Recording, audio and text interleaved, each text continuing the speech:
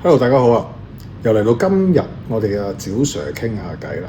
咁中意我哋頻道咧，記得就 subscribe、like 同 share 啦。我哋呢度係 Terence Chiu Building Coach，趙善立建築教室，我係趙 Sir，大家好。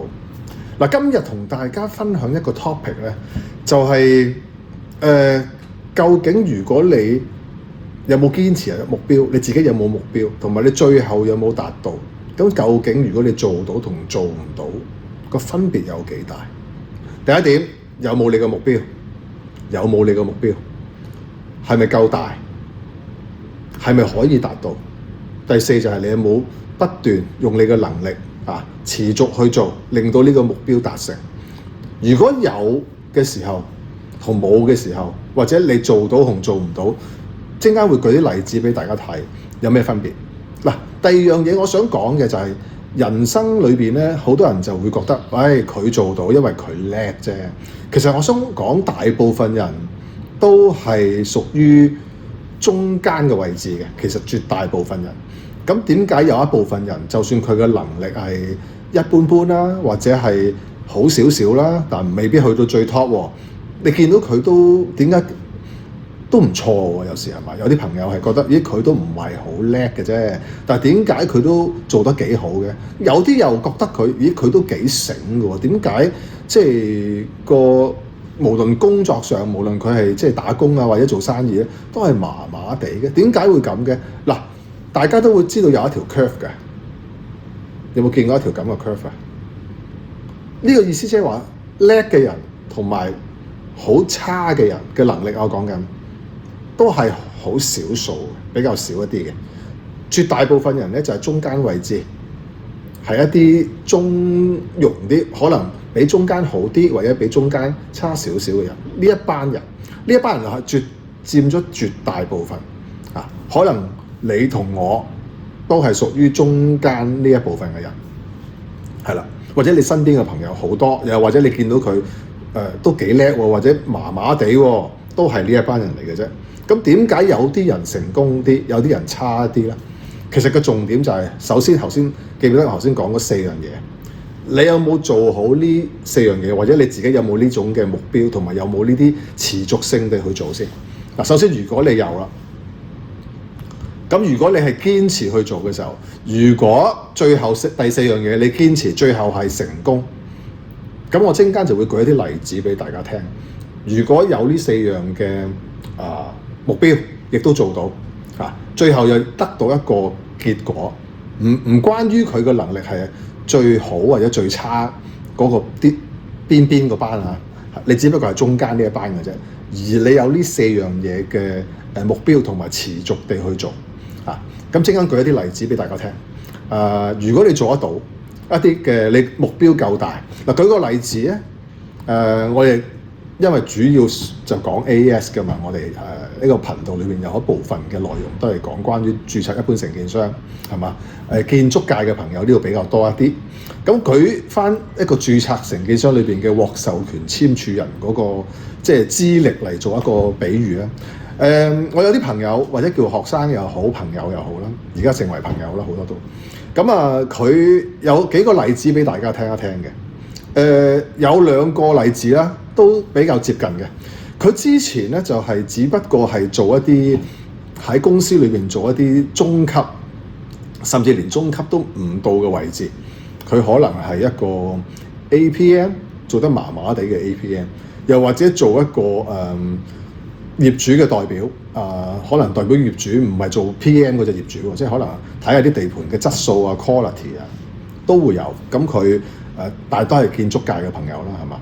咁佢未必係咁集中咗喺做到已經好 top management 嘅，係嘛？佢中間位中中挺挺，正符合我頭先所講呢條 curve 裏邊嘅中間呢班人我當然我睇落去，我覺得佢有機會係高嗰邊咧，或者係低嗰邊都可能會有嘅咁佢正就係持續咁去進行佢亦都係考 AS 嘅，佢亦都係考咗超過有一個係考咗2次，有一個係考咗3次首先佢有冇一個目標先？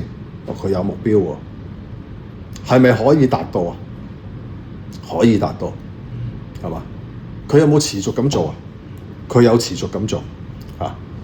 夠唔夠大啊 ？AS 考到都唔錯啊，係嘛？個目標都可以叫做夠大，因為可以發揮得好多嘢。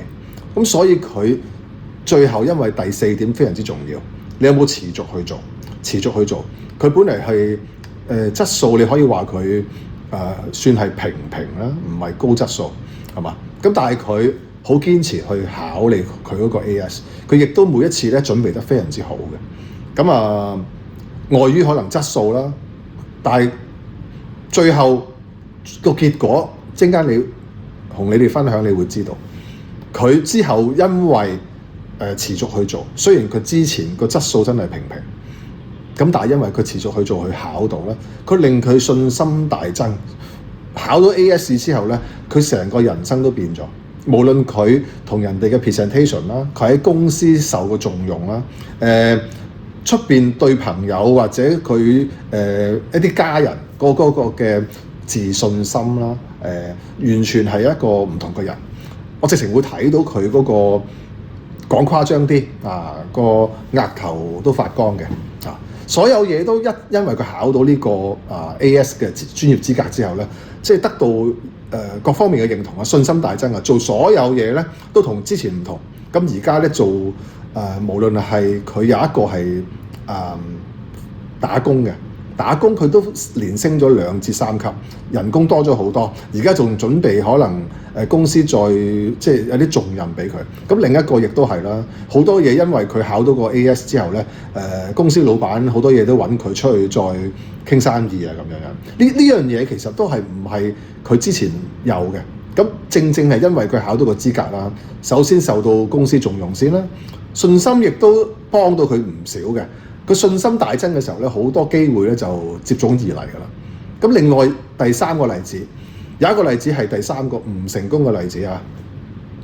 佢亦都有佢嘅目標，佢亦都有去知道呢個目標係夠大啊。